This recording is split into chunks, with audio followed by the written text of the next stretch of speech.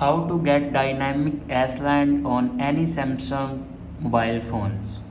So let's start the video. First of all, open Play Store and first of all install this dynamic spot and dynamic Iceland and then click on open.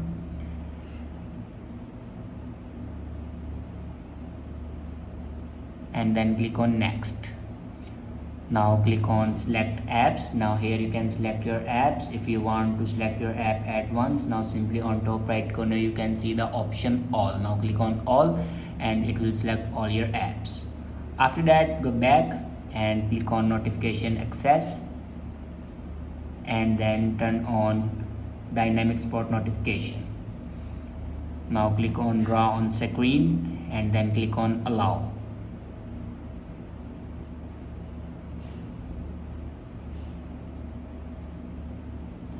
Now click on installed apps and then click on dynamic spot. Now turn it on and click on allow.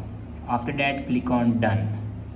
Now click on this play button and then click on allow.